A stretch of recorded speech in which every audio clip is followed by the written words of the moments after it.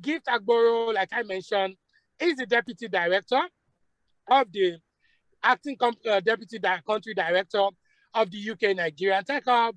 She describes herself as a multi-talented person, always bringing her a multi-dimensional experience from different backgrounds and translating same towards offering value wherever she finds herself. She has a multifunctional background as well as keen interest in law, intellectual property, commercial law, technology, AI, data analysis and product management, policy advocacy, especially in tech policy, open internet, data privacy, internet cybersecurity, nonprofit, business advisory, and strategy. You will find Gift solving problems, business problems, and societal problems, and find out in developing frameworks using best practices to deliver results. She's a lifelong learner, experienced project manager. She designs programs from ideation to execution and monitoring, and she has led a lot of high-impact projects, including Facebook Boost Your Business, Startup Insights, and Ecosystem Dialogue Series. Hey guys, can you see how privileged we all are this afternoon to have Miss Agboro Gifts? Thank you, I feel Gifts. like Ade, you did a really good job in just lifting lifting all of that out. I'm sorry if I did cut you short, but I'm actually really excited to just start, and also because I have like another appointment to run to. So if I get your go ahead, I'm ready to start. Yes, you have the floor. You have the floor. Thank you. First off, I'd like to say that what Ade just read, I didn't provide that to Ade, right? Ade never reached out to me to ask me for my, all of those things he had read. Ade simply moved it from my LinkedIn profile and read it out to you guys. What does that mean? I have a really strong digital imprint as to how I see myself and how I view myself. So if you don't tell your story, if you don't share what you've done, if you don't hoot your horns, no other person is going to do that for you. What that means is if you're not steadily, putting yourself out there, trying out new opportunities, and ensuring that each of those opportunities that you excel at, you are putting it out there, no other person is going to do that, right? I'm just going to use that as an intro to what I'm going to share with you guys. I didn't come with a presentation, and it was really intentional, partly intentional, and also because I actually really wanted to speak from my heart. I know that I could have prepared a presentation, but no, I said, you know what, I'm going to come and just share and really just, share all of the things that has helped me in my journey.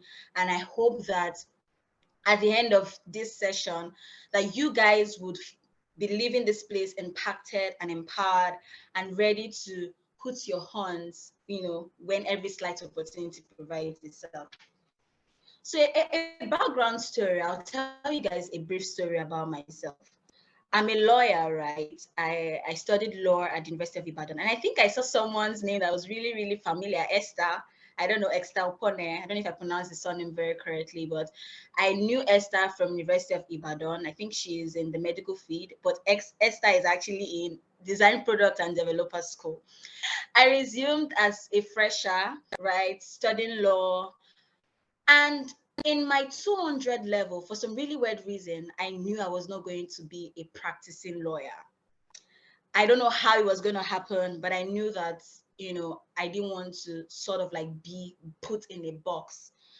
So in 200 level, what am I even saying? In 100 level, before I came to that realization, because I'm quite the restless type, right? Before I came to that realization in 200 level, in 100 level, I was already joining organizations, JCIs, NIGMOS. I was quite a participatory student in my faculty. In 100 level, my colleagues nominated me to represent them at the executive council. And after that nomination, I had to do like an interview right? So I had like this other person that was interviewing for that same role. And my very first interview, while I got to school, I got the position, right? I was selected to be the 100 level rep at the executive council. Fast forward to 200 level, I was the majority leader and all of that stuff. And then one day, my faculty, had organized this like a symposium, and they brought a bunch of seniors to come and speak to us. And there was this guy who was just there as a panelist, and he said something that I held on to. He said, if you are a law student and you don't understand anything about tech, then you don't know what you are doing. I picked that word and I picked that statement, and I said, for this person to have said this thing, I don't know anything about tech, I'm going to find out. So I have like a very curious mind. And that's how my journey into tech started. I started applying for internships in 200 level. I wasn't even looking at going to any law firm, right? Attending events, meeting people.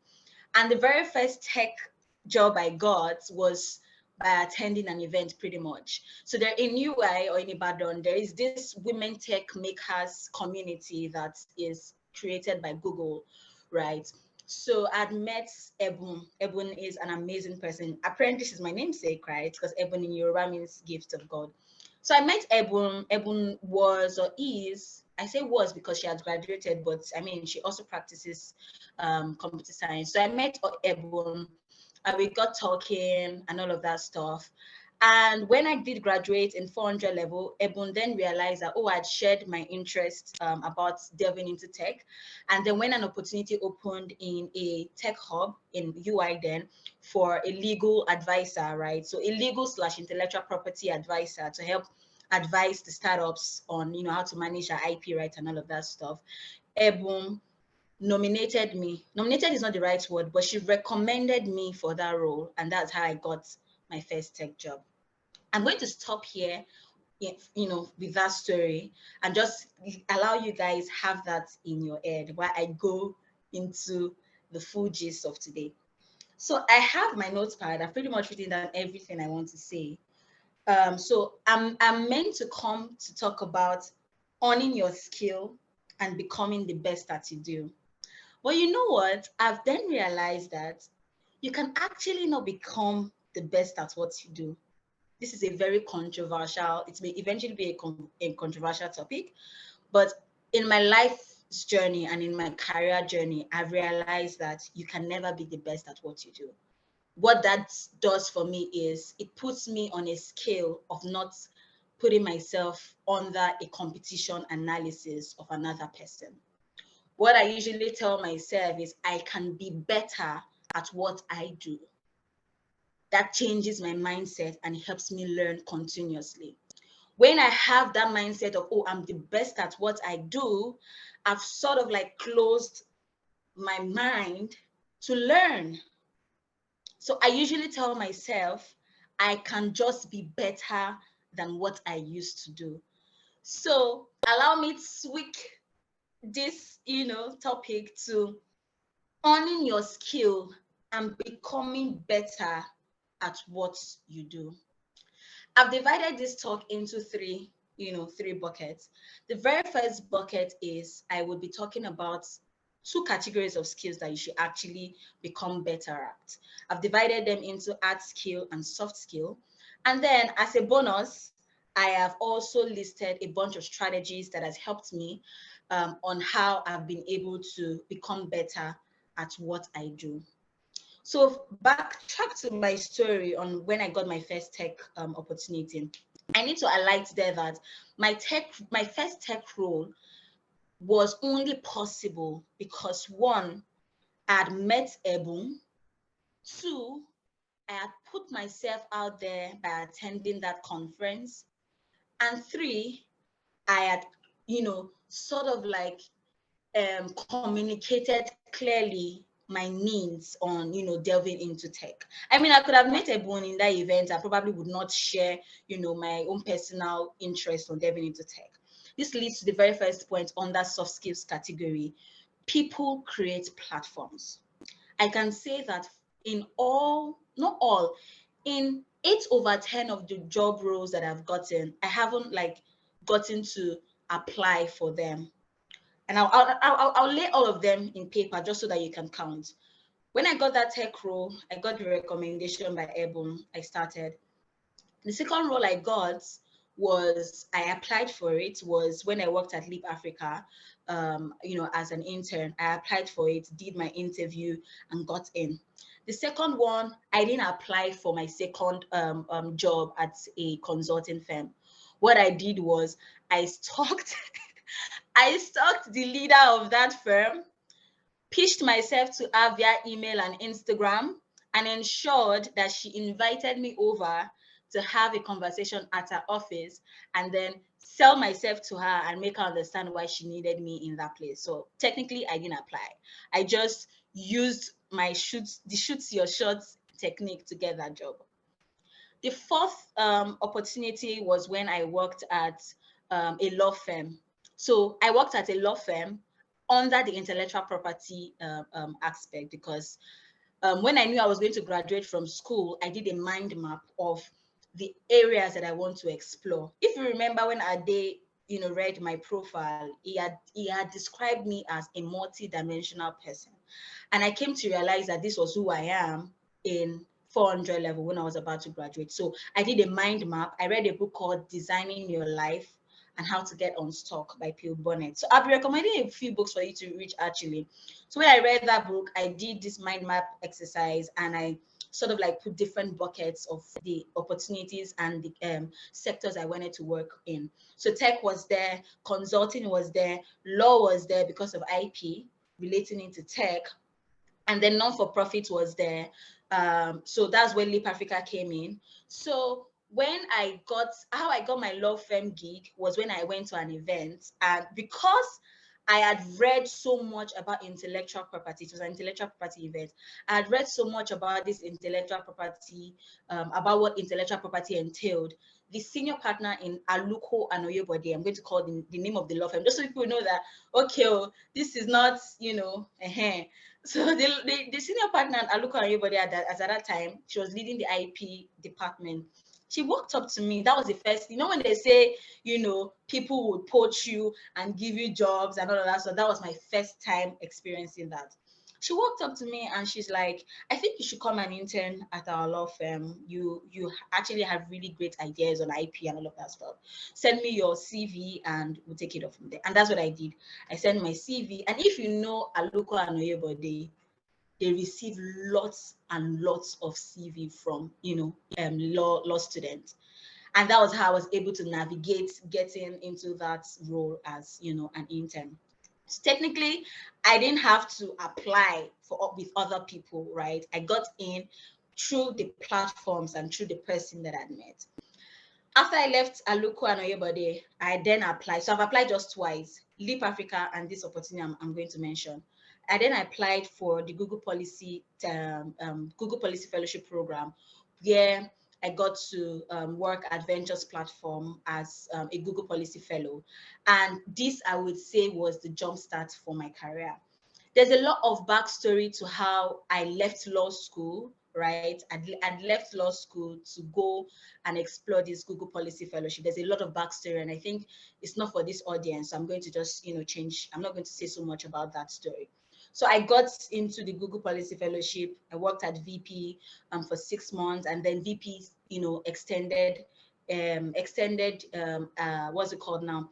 Extended a letter to me that they wanted me to stay back and work more with them. So I kept working with them for like a year, and then I left to resume back to law school. So I deferred law school once, right? And then came back to do law school. What's the lesson? What is the lesson there for me in life? It has taught me to always go for what I want, right? So on that soft skills category, there's something I'd written down as character, which I'm going to talk about. I've talked about people. Character for me, I divided it into three: diligence, consistency, and resilience. My decision to leave law school to pursue this opportunity demonstrated how I could be resilient, how I could pull myself out there and go the opposite direction when a bunch of people have been going to the left. So let's say when I left to UI, the ideal path would be that, oh, you get to law school, you do your NYSC, da da da da da. I didn't do all of that. I left UI. I didn't finish law school. I left law school, went to explore this other opportunity. And a lot of people, including my parents at some time, they thought I was crazy because, I mean, how could you leave law school to pursue something that you're not aware of? All right. That opportunity made me relocate, right, to Abuja, and a whole lot, a whole lot. So character vetted into diligence, consistency, and resilience, right? So under the resilient bucket, if you really need to be better at what you do, you need to be able to build character.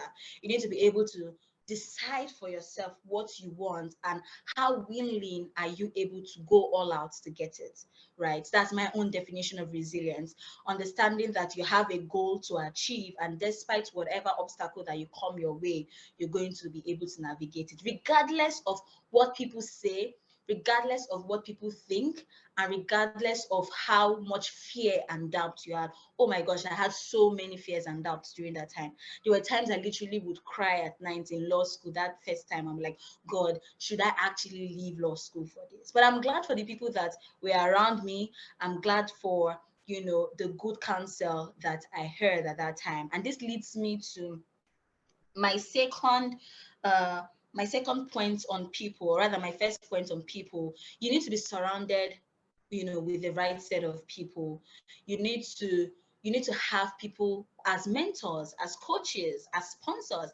As I continue to tell my story, you realize that where I am now, right, and where I will be, right, as being the backbone of the people that has surrounded me, the people that have believed in me and said, you know what, Gift, you can do this thing and you don't need to, think otherwise. Where I am now has been the product, of that. So, um, the next skill I want to talk about is communication. The next soft skill I want to talk about is communication.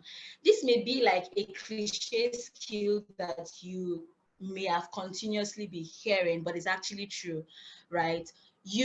In order for you to be better at what you do, you need to be able to communicate to people. You need to be able to communicate to yourself. You need to be able to know how to knock on the right doors. And what will actually make those doors to be open for you is when you communicate.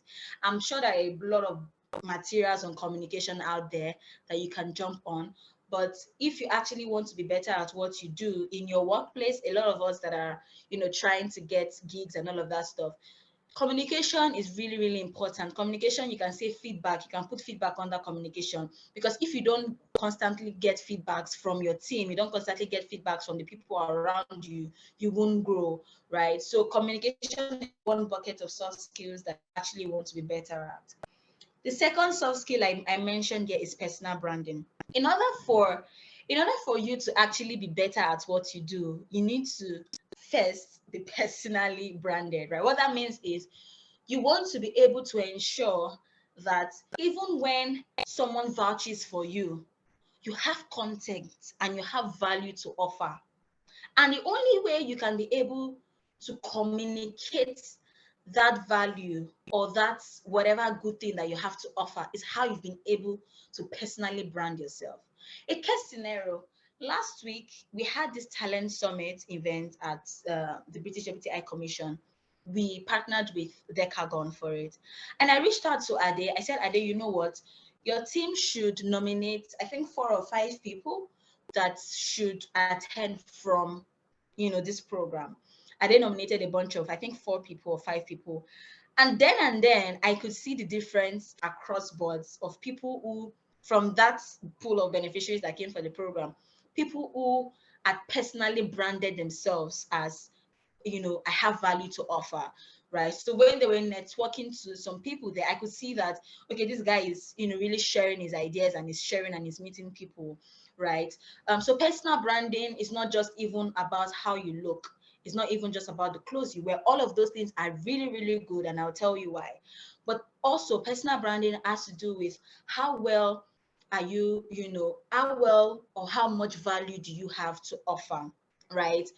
Personal branding also comes in how you're able to tell your stories. Do you have a really good LinkedIn profile? Do you constantly put yourself out there? Are you always, communicating with people as to the value you have to offer? The third skill, or the third soft skill I'd written down, is emotional intelligence. And I'll tell you how emotional intelligence came really strong for me in my career journey. So back to my story. When I got the job at VP, it was new, right? I mean, how do you move from becoming a lawyer to, working with tech people, and not just tech people, VCs and all of that stuff? That made me realize that I really needed to understand emotional intelligence, right? I needed to understand how well I'm self-aware of myself, how well I'm self-regulated, right? By self-regulation, I mean whenever I have a task to do, and this is, you eventually see how emotional intelligence makes you better at what you do. Whenever you have a task to do, or whenever you find yourself in a new environment, you want to be able to understand the people. So in the different workplaces or different organizations that I've gotten to work in, I've had different sets of line managers. And for a lot of us here, when you eventually do get jobs, or when you start a job, you will have to report to people at some point. Emotional intelligence is so key that if you're not able to understand this, it may truncate whatever doors that will be opened for you by virtue of people. This is not, I'm not going to brag, but for every place that I've worked in, I always have this feedback of, if you ever need to come back, let us know. I've always had this feedback of, you've been the best team member ever. Go to my LinkedIn profile and read my recommendations. I'm not just calling it bluff here. Those are the feedbacks I've had. And I can only have those feedbacks because I understand, people. I know how to navigate with people. And that was made possible by understanding what emotional intelligence entails. This emotional intelligence that will enable you understand that your boss is a certain way, and this is how you need to work with the person. Knowing fully well that for you, your mindset is becoming better at what you do, not even becoming, how do I explain it? Not even becoming, in a level that you are trying to say, okay, do I still want to work here? Do I not want to work here? Are they treating me well? The mindset is becoming better at what you do. So the moment you understand that you're working with someone and you have to get things done, regardless of the bunch of people you're going to be working with, you will then realize that emotional intelligence is something that you actually really want to be good at. So by working in VP, I met a lot of people. My emotional intelligence skill was put in, on a scale. And I realized that if I want to excel, right, I need to first understand how to navigate people relationships, because you meet, hey, you will meet people, oh, you think you've not met, but you will meet people. And now I think I should put this disclaimer that it's not just even about your boss, right? It's about your colleagues. I met this one of my colleagues in VP, an amazing. In short, all my colleagues in VP are amazing. I'm still in talks with them. When I needed to apply for a new role, okay, disclaimer, I needed to apply for a new role. The new role I'm going to start in a couple of months, and they needed me to send in um, names of people that I've worked with and all of that stuff. And what came to mind was like, yo, if I did not maintain those relationships, right, not just even with my bosses, but with my colleagues, who would I have called to do recommendation for me? One of my former colleagues in VP stays winning when it comes to honestly giving me recommendations. When we were working together at VP, we were working as pairs. But if you read a recommendation of me, you would think that, oh, I was probably all the way there and she was just learning from me. The point I'm trying to say is that I was able to get that relationship, or I was able to achieve that with her because I understood her person, while I'm also working, to be the better person I can be in my workplace, right? Um, So I needed to put it out there that emotional intelligence and understanding people is not even just about your bosses, but about your colleagues, the people that you come in contact with. Because trust me, it's your colleagues, right, that would eventually become vice president in so company, that will eventually become recruitment lead in so company. So if you don't, build that solid relationship by virtue of your emotional intelligence, you would miss out on, different things. So the very fourth point I was going to say on that character was diligence and consistency. So I didn't put it here, but if you have questions, I see some people already asking questions on the chat box. I don't know if there's like a Q&A tag, but just write down your questions, and then when it's Q&A time, I'll definitely take your questions. So I'm going to speak on diligence and consistency and how that has helped me. I may eventually mention names of people, or I may eventually, tell you more stories. In UI, there was this man that I met by virtue of my different networking events I used to attend. Esther will know him. His name is Emeka Osai. You can't meet Emeka Osai and not want to become better, a better person. Emeka Osai was one of those people that, I would reach out to as a mentor then. I would reach out to ask a bunch of questions. And there was this advice that Emeka would give me, and he would tell me, Gift, if you just stay consistent at your path, there's nothing you cannot achieve. So I'm going to tell you that same advice that I've held on to. If you don't stay consistent at what you do, right, there is little you can achieve. What that means is, let me not flip it. If only you can stay consistent at what you do, there is no limit you cannot achieve. Consistency is so key. I mean, I don't think I've gotten there yet, but consistency is so key. Consistency can mean that as you are in design, product, and developer school, you're not just going to close from the school and then you don't go back to your books and read, or you don't practice more. Consistency, would also be that you are always putting yourself out there, having conversations with people. Consistency would mean that you continuously try to be, if you have a goal to achieve something, you are consistently on that path. No matter how little activities you need to do daily, you are shadowing it step by step. You are shadowing it every day to ensure that you achieve that goal. That's what consistency means. Consistency is something that you want to build. It's a character trait that you want to build. And a lot of my colleagues, a lot of my acquaintances would say, Gifts, you are consistent. And I'm like, yo, you guys, I've actually not gotten to that state of consistency that I want to be yet, but I'm loving it. You're telling me I'm consistent. I'll try to be better. I'll try to be more.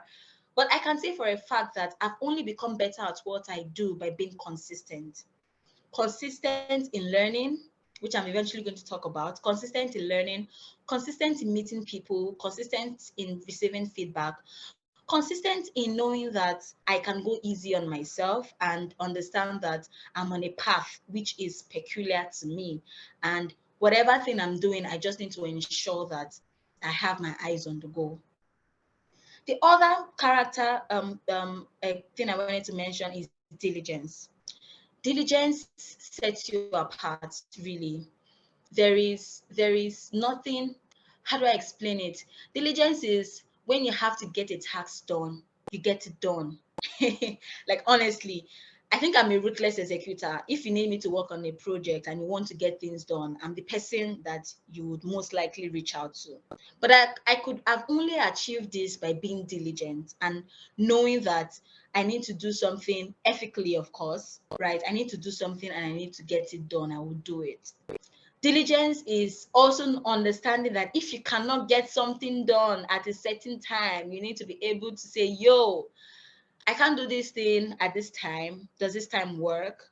Right? Like, I need to ensure that as I'm sharing my story and I'm sharing these tips, I'm giving you the real life scenario, because when you start working and you start meeting more people, you realize that Your diligence is not just even about getting things done. Your diligence is also about communicating when you can't meet a particular deadline, and clearly saying, you know what, even when you drop a ball, like even when you falter on a particular task, you are diligent enough to say, we're going to pick this up and we're going to achieve our net promoter score of some sort. So all of those things I've listed are what I like to categorize as some skills that you should get, or some skills that you should own if you need to be better at what you do. I'll try to list them again. You need to get emotional skills, emotional intelligence skills. You need to be good at communication. You need to be good in your personal branding, and you need to be good in character. So the second category I'm going to talk about is art skill. How can you be better at what you do, right? by by saying, okay, better at what you do in your art skill. So for us here, our art skill would most likely be our graphic design, our coding, our product management, just so those art skills that you can, that are sort of like tangible, right? How do you get better at it? Continuous learning. If there's anything that has helped me, is just staying open to learning and being curious. There is this book that I've read called The Curious Mind. It's a good book if you really want to top your curiosity game and your learning game. When Ade was reading my profile, he wrote, I'm a lifelong learner. And lifelong learning for me cuts across the books I read. I share my books on my Instagram profile. You can just check out the books I've read. But consistent, what was I saying? Being a lifelong learner for me cuts across reading books, taking courses, listening to TEDx videos, watching documentaries. I mean, I have the fun part of just watching really good movies that can mentally make me to be better. But I'm just saying that for me, continuous learning is one thing that I've done that has helped me in my art skills. So if I want to be practical, my art skills in this particular instance could be project management, right? My art skills could be social media management, because I'm a really good social media manager. My art skill could be, all of those different portfolios that I like to categorize as some of the things that I'm good at, right? How I've been able to be good at those things is staying continuous, being open to continuous learning. Yes, so I think I've said everything I want to say. This call was meant to be for 40 minutes. I meant to talk for 40 minutes, but I'm now going to go into some of the strategies that has helped me to be better at what I do and to own my skills. So the very first strategy I wrote here was self-examine myself. I do this quarterly. By quarterly, I mean, so I don't in since 2 years ago, I stopped setting New Year resolutions. I know what I started doing was I started setting goals for myself across the different buckets of my life. So for me, every new year is not new year, new me. Every new year is, okay, what are the things I want to achieve? And my year is not a 12-month year. It's weird for some people, but my year usually starts in 3 months. So my new year for me was January, February, March. That's my new year, right? And that's what I'm focused on. And for that first quarter, January, February, March, I have a bunch of things that I want to achieve within that 3 months across my career, across my personal development. And what this has done for me, it has helped me constantly self-evaluate myself. So when January comes to an end, I will go back to my drawing book and say, okay, for these first 3 months, I had broken down, the goals into January, March, February, and March. What was the things I was able to achieve in January, right? And what were the things I wasn't able to achieve in January? That helps me to then build up my strategy for February, right? So there's a book called The 12th Week Here. This is where I actually got this strategy from. Setting my goals in quarters, in 3 months, if I'm being explicit, and understanding that I can always self-evaluate myself across, each quarters. So self-examination has been one strategy that I do that has helped me to be better. So if you see me coming out to announce that, oh, I got this new role, or I did this, or I've done that, it was intentional. The point here is being intentional about self-examining yourself, right? Being intentional about that and understanding that it's something I constantly have to do. So even for every weekend, I try to also self-evaluate myself. I need to put it out there that sometimes I falter at it, so it doesn't look like I'm super perfect. Sometimes I falter at it and I don't do my self-examination for a week, but I try to pick it up, and this is where consistency and diligence, building character comes in. The second strategy that I'd like to talk about is personal development tracker.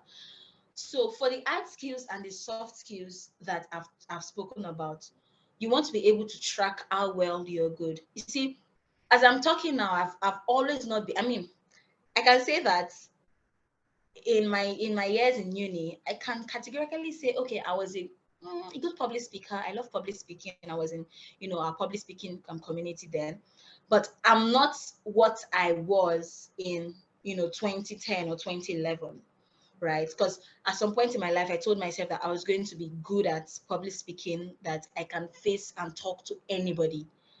Honestly, I can talk to anybody. I don't get intimidated by anybody. I'm not intimidated by your portfolio. You're a human being like me. So long as I know what I want and I know what I want to communicate, I will talk to you. Right. And that has only been made possible because of how I have told myself that I want to be bold enough in my communication with people, bold enough and respectful, of course, in my communication with people.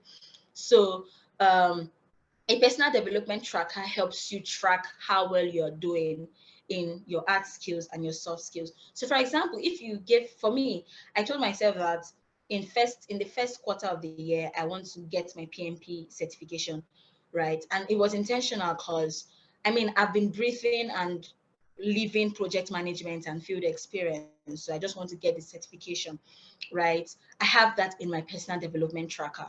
So in the next quarter, one of my KPIs, as for me as a person, is I should have written my PMP exams. That tracker helps me know and helps me put my mind in the right place in such a way that if I see a course on business analysis, I'm not going to take it in Q1 because my tracker says Q1 is for PMP and Q1 is for this and this. You understand? So that tracker keeps me in check. It makes me not to hop and be looking for, okay, which courses do I need to take? Which events do I need to go to? Right. And another practical example was in Q1, I told myself, okay, I was going to intentionally meet so number of people in tech, right? And I broke down the strategy into, in order to meet so number of people, I need to attend events. I need to code email people on LinkedIn. I need to do that, right? My personal development tracker has under that category of networking, it has that KPI. So at the end of Q1, that tracker enables me go back and say, okay, how many people did you meet? And it's not just for me, it's not just even about meeting, it's about connecting, right? I need to put that difference. You can meet people and you don't connect with them, you just meet. So I have this framework when it comes to networking, right? If I'm not able to connect, and that's why when I go for events, it's not everybody I talk to. No, I'm intentional about the people I talk with or talk to because I know that one, I have a KPI, I have a personal development tracker that I need to go to. But two, I'm also intentional because I know that I have value to offer. So that's where personal branding comes. So if I meet, person A in an event and I see, okay, this is not someone that I want to, eventually keep up my connection with. I can meet you and we just know ourselves, but we don't connect. But for those that I actually want to be intentional with in my connection, when I talk with them, I ensure that I'm not just talking from a place of what can you do for me.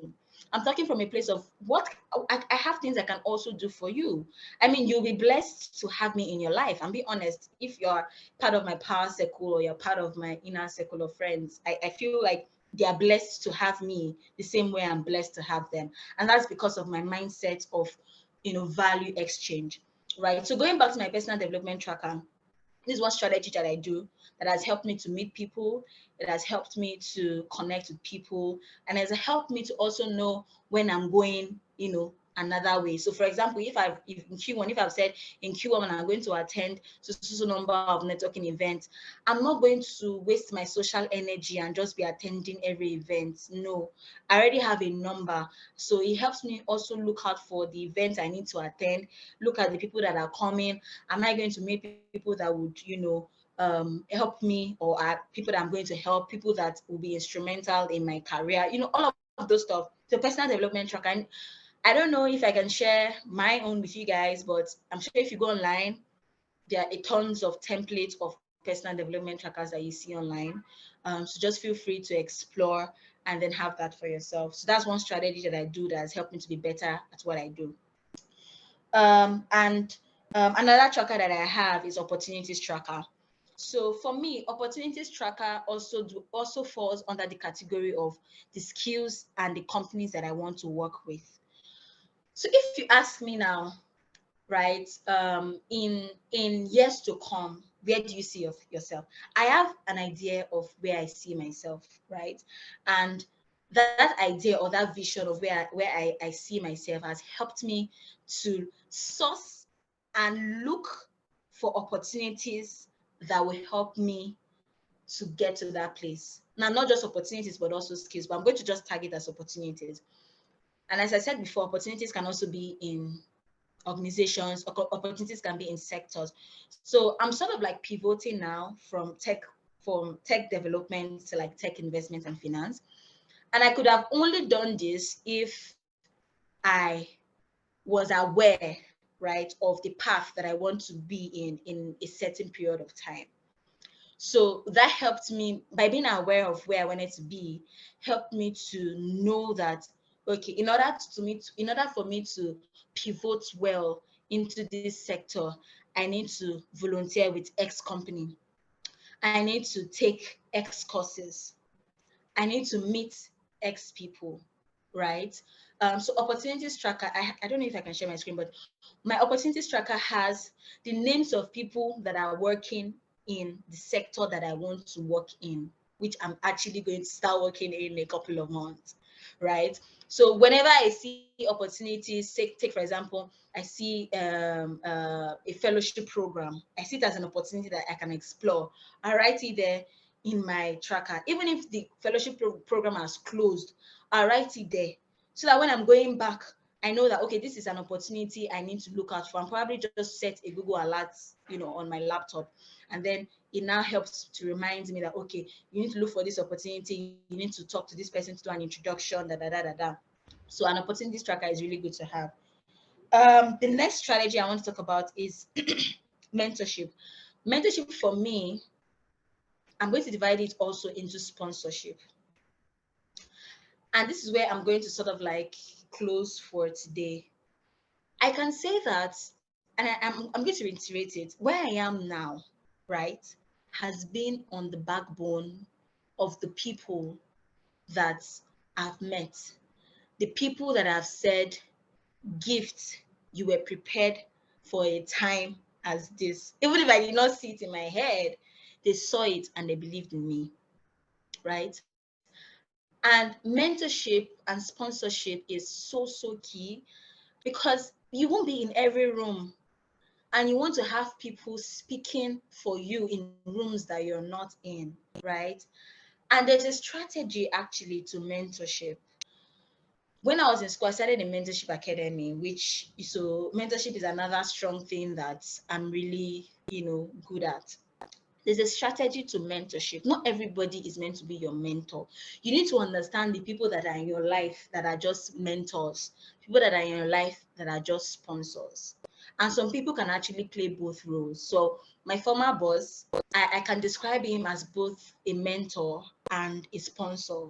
Because even before he left my organization, right, he would give me tasks just to prepare me for where he had seen me, even when I've not seen myself in that position. And he would speak, so well of me. He would speak so well of me in rooms that I wasn't in. And, and that could have only happened because, one, remember what I said about character, right? Being diligent. People see when you do good work. People see when you are consistent. People see how you've personally branded yourself, and they can relate to that value that you have to offer, right? So when someone when you see someone that is a mentor, a possible mentor, right, that could be a possible mentor, you need to be able to show this person that, yo, if you mentor me, right, I'm going to treat you well, not treat you well in material, but I'm going to ensure that I also offer value. So this particular mentor of mine, it has like a bunch of events that sometimes he usually holds and all of that stuff. And because I know that I cannot see him doing something, and I have project management skills, and I will not jump in to help him. In 2 instances, I reached out to him and I said, you know what, let me work with you on this your side project. I will help you do this, do that. And I'm very sure that by offering that value, he saw that, oh, okay, this is, a really good combo. Until date, he doesn't know that he's my mentor, but today he doesn't even see me as a mentee, he sees me as a friend. He would say, like, gift, my true friend. But I'm just trying to give you that mindset that you need people, you need to strategize even when you have people as mentors. You need to know that um, you need to have value to also offer as much as you want them to offer value to you. And you also need to take it easy on mentors and sponsors because they're humans as well, right? You want to be able to understand the dynamics of how mentorship works and how that your mentor in the long run might not be your friend in all cases. The only this my peculiar case of him being my friend and also my mentor is because I think we go way back, right? And I actually really met him in ventures platform. So my point would be that under that strategy of mentorship, you want to be intentional about the people that you can actually call as mentors and be intentional in such a way that you're offering value to them. So I'm going to leave with a bunch of book recommendations that I can recommend for you guys to read. And these are the books that has helped me in becoming better at what I do, really. So there's this book called So Good They Can't Ignore You by Cal Newport. It's an amazing book. Trust me when I say it's an amazing book.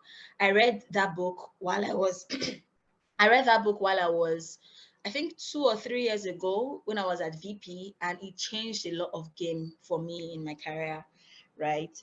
Another book that I would recommend is Outliers by Malcolm Gladwell. I have this mindset. Uh, okay. The third book I'm going to recommend is Deep Work, because eventually you can't be better at what you do if you don't understand deep work, if you don't understand that you need to not just do good work, you also need to ensure that you are giving your all. By whole I mean you are giving your best at the work that you do. So Deep Work by Cal Newport. And there's this other book, I recently read it last year and it was amazing. Nice Girls Still Don't Get the Corner Office. It's on my Instagram profile, so you can just check me out on Instagram and you see all of those books I've read. For the ladies in the house here, when you read that book, it will be a lot of game changer for you. And some of the things there also applies to males as well. So feel free to pick up the book to read. And then my final book recommendation would be Designing Your Life. Because after everything I've said, in the long run, the onus, I'm a lawyer, so excuse my lawyer language now I'm about to speak. The onus is on you to design the life that you want. The onus is on you to ensure that for each of the decisions you are making in your career, you are intentional about it. For decisions you're making in your relationships, your mentorship, your friendships, you are intentional about it. For the decisions that you are making in the courses that you take and the events that you go to, you are intentional about it, right? So Designing Your Life by Bill Bonnet is the last book that I recommend.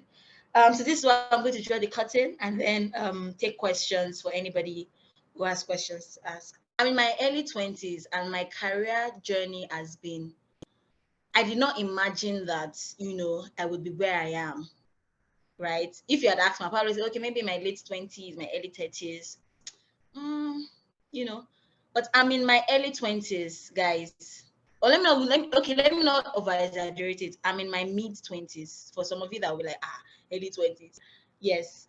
And I know for a fact, it's not even pride. I know for a fact that there's more. And that's because of my level of consciousness. And of course, by God's divine protection and leading, there is more that is left for me to handle. Right. I had to say it's just so you know that your 20s. Oh, there's this book that you guys need to read. It's Why Your 20s Matters. I'll try to put it there. The Defining Decade, Why Your 20s Matters by May Gibson. Is it May Gibson? I'll try to put the chat on the chat. If you are in your 20s and you're not making the most of it, that book will give you step-by-step approach on how to ensure that you are excelling in your 20s. Right? I needed to say this because I know that even when we had beneficiaries for this program, there was like I see the data that we receive, right? That age gap was that age range rather. A lot of us are in our 20s. I'm just trying to put it out here that you can achieve a lot in your 20s if you understand that there are some things you just need to be consistent at and be diligent at. So I'm going to put that book, name of that book on the chat now. Thank you so much, Gift. What about some of us that we are past our 20s? You can read the book too. You can read the book. I will read it and start feeling bad that we are wasted our 20s. Right? But thank you so much, Gift, for sharing so much from your art. I mean, I have learned a lot.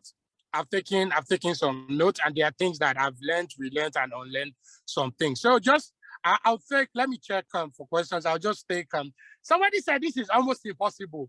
Speaking by your achievement, you are doing an incredibly amazing work, Gifts. The Defining Decade, okay. I mean, those are, they said, did you say early 20s? Anyway, you read it for yourself. So somebody said, asked that, is it possible we get a template for the tracker? She said you can get it online. Gift, if you are, well, you can get it online. We'll put together these resources and share. Well, I can try to send a template and then send to Ade, and then Ade can share with you guys. Okay, thank you very much. Somebody said, how can we learn about emotional intelligence? So we have a soft skill session. I mean, you would have seen, especially for people who just joined week that are in their week 2, you would have seen that there is a soft skill instructor that usually come. As a matter of fact, there's one class that they usually call one of the instructors. They call her our emotional intelligence teacher. So don't worry, somebody is going to come and so you talk to you and teach you more about emotional intelligence. So I think it's really a very explanatory and inspiring session. There are not so many questions, really. Somebody asked about freelancing. Yes, don't worry. Somebody is going to also come and share with us about freelancing. So any question before Gift goes? Any final question before she leaves the call? Because I know she has another call to attend to. Okay. Thank you very much, Gift. It's been a joy having you come share with us today. And finally, she had mentioned that she's resuming on the new role very soon. Yes, so tomorrow is Gift's final day as the Deputy Country Director at the UK Nigerian Tech Hub.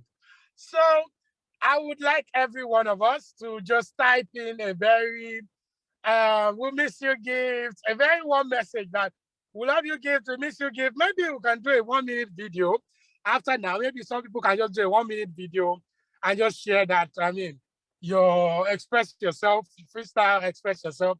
You can share on the group. People will come, someone is going to compile. So you can share your video, your message, or whatever it is that you like to tell Gift, because she's been very special to us in this program. She has shared, she's given a lot. She's giving, as if she's the gift that never stops giving. So just your 1-minute video, your thank you words, just put it on your community group so that we can all compile and show a little bit of our appreciation to Gift. And somebody is asking if you're taking mentees, you never can tell. I mean, if you do well, you might be Gift next hire in a new organization. You never can tell. So if I were you, I would follow up with her, follow her on Instagram, follow her on LinkedIn, connect with her on LinkedIn, and some of the books that she's recommended, take it hook, line, and sinker, and then listen to this session again and again. On behalf of the DPD school participants, on behalf of the team at Net Factory Company, Gift would like to say a very big thank you, and that we're going to miss you. We're definitely going to miss you. Thank you, Ade. Ade, please, you have the floor. Yeah, I mean, I think okay. So I think that will be it. Even now, right now, asking myself, what were you doing at the early 20s, guy? Right? Okay, someone has sent me a direct message that she would like to for me to share an insight on how to become intentional on reading. Okay. Okay. So I actually have a reading support program, right? It's called Read with Gifts, where I design reading plans for people. So this is the framework this is meant to be like a paid, resource, but I'm going to share regardless.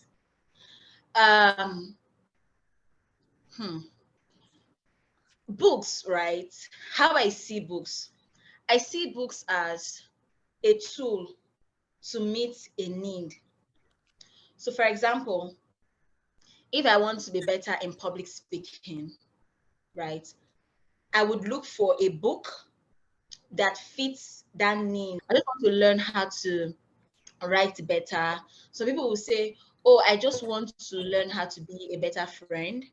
There is always a book that fits into everything that you need or everything that you want to achieve, right? So I hope that helps. So once you're able to give yourself that list of things you want to be better at, you then go and search for the books. You could either go on, what I do sometimes is I go on Amazon and I just put a particular theme of a book, and then I'll see what other people have said about this book. Another thing that helps me is I follow a lot of people that like the online reading community. I follow a bunch of people like that on Instagram. Plus, if you stay close to my Instagram handle, I'm about to, I and someone, we've been working on a side project since last year. We call it Read with Me series, right? So we'll be sharing a bunch of these tips and a bunch of book recommendations as well. So feel free to follow me on that. Someone also sent me a message on, please, how can I know which part of tech I fit in? I have been seeing opportunities to learn social media management, graphics and product design, software engineering, product management, and so on. Do you advise I choose a track or I try to learn all? Guy, you can't learn all, right? And it's good to see that these are the things that sparks your interest. It means you are self-aware. What I'd advise is use that strategy, right, to put, say, the top 2 or top 3 skills into quarters. What that means is you can say, you know what, from January to March, I'm going to focus on learning graphics and product design, right? This could also be a controversial topic because a lot of people will say, oh, you can't be a generalist, be a specialist. But I will tell you for a fact that I am one of the things that has made me offer value to the places I've worked at before is because I have a multi-dimensional experience and skills across different skill sets. And I was able to attain those different skills, using that strategy of putting my skills that I want to learn in bucket. So you can learn them all, but not at the same time. That's the point I'm trying to make. Put them in bucket and try to stay focused on them per time. And when you think that, oh, you've learned as much as you want to learn on this particular skill, you can then move to another skill. I hope that works. Yeah.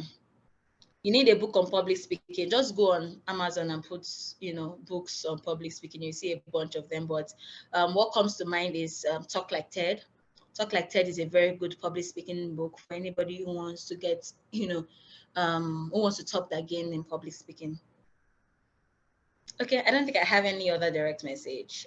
So yes, this has been really nice sharing and meeting all of you. I look forward to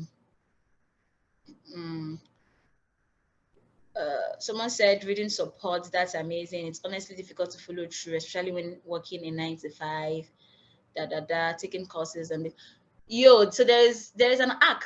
Go to my Instagram profile. I've provided that arc on how to navigate. You see my life, I do a lot, but I find time to read.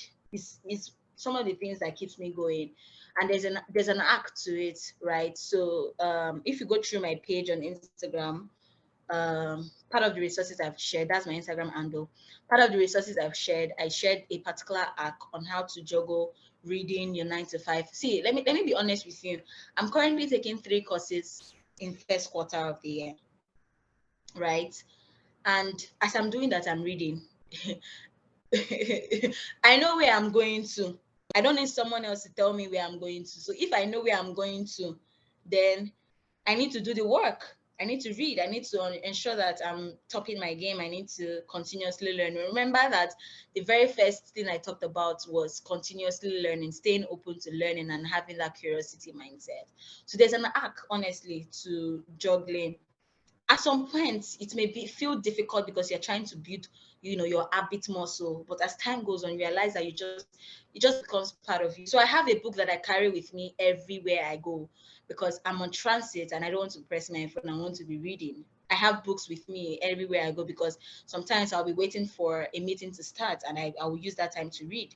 Right. So they're asked to how to, just juggle. I have those resources in my page. Just check it out. Please, I've started following you. I'm in product management. Please be my mentor. So product management, I'm not a product management mentor, right? But I can recommend you to a bunch of my friends who are on that space right now that can probably offer that. So what you can do is you can reach out to me on LinkedIn, just so that I can remember that this was you, and then we can take it up from there.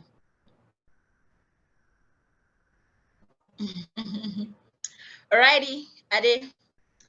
I think we're good to go.